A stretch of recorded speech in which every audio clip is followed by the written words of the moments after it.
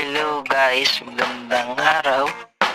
At dahil mahina na ang preno ni Boom Boom, ay magpapalit tayo ngayon ng master pump.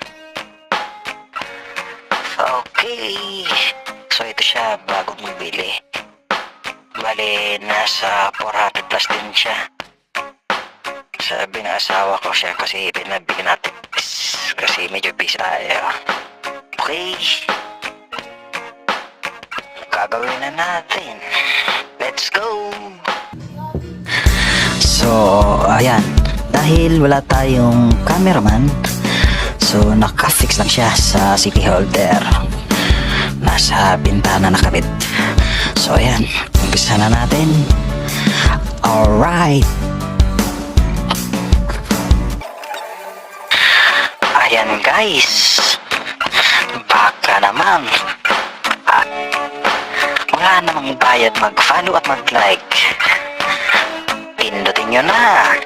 Sheesh!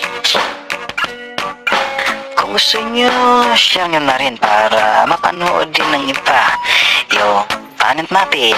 Sheesh!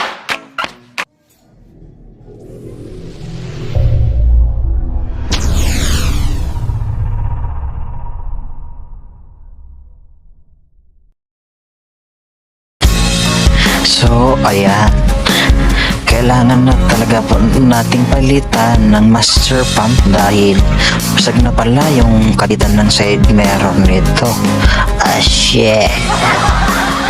Natumbag kasi ito yung mga bata si Brom Brom natin kaya natanggal ang side mirror. So, para iwas violation tayo, kailangan nating ayusin niya. Alright. Sheesh! Alam niyo kasi guys, bawat tao may pinag-aralan man wala, may kanya tayong talent, diba? So ito ako, hindi naman ako nakapag-aral ng pagmimekaniko o electrical, pero sa motor ko halos ako lang gumagawa niya. Kanyang kalupit si Ponsky. Sheesh! Okay guys, so tinatanggal natin yung papalitan natin ng master pump face. So ayan siya, basag. Ayan o, ayan, papakita ko na. Ayan, ayan, ayan o. Sheesh! Okay, so para hindi kayo may guys sa video ko na to, kakantahan ko na kayo, okay? Eto na. Leron, leron sinta, nasa puno ng papaya. Bit, bit ay tabo, ogas kifi baho. Ashi!